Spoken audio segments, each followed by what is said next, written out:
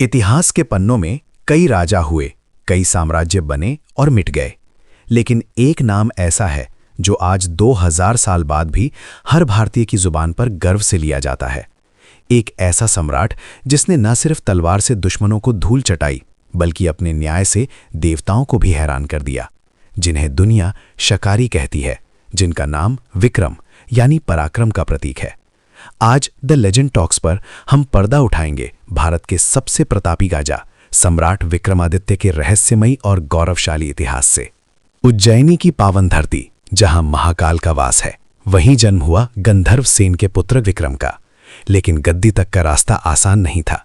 उनके बड़े भाई भर्तृहरि राजा थे, लेकिन जब उन्होंने वैराग्य धारण किया, तब राजकाज की जिम्मेदारी विक्रम के कंधों पर आई। दोस्तों, विक्रमादित्य सिर्फ एक राजा नहीं, एक महान तपस्वी भी थे। उन्होंने कठिन साधना की और महाकाल का आशीर्वाद प्राप्त किया, जिसके बाद शुरू हुआ भारत का वो स्वर्ण युग, गोल्डन एज, जिसकी कल्पना आज भी मुश्किल है। उस समय भारत पर विदेशी आक्रमणकारियों, जिन्हें शक कहा जाता था, उनका आतंक बढ़ रहा था। ये आक्रांता निर्दोष जनता को लूट रहे थे। तब सम्राट विक्रमादित्य ने अपनी सेना तैयार की और एक ऐसा महायुद्ध लड़ा जिसने शकों का नामो निशान मिटा दिया।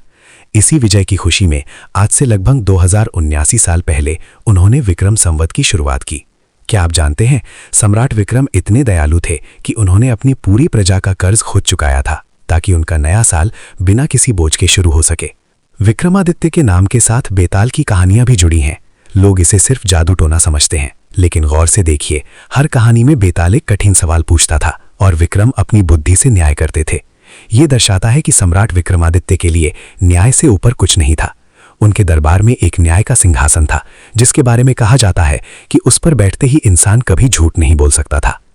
विक्रम का दरबार सिर्फ युद्ध की चर्चा नहीं करता था, वहां ज्ञान की धारा बहती थी। उनके पास नवरत्न थे, जैसे महाकवि कालिदास, खगोल शास्त्री वराह मिहिर और धन्वंतरी।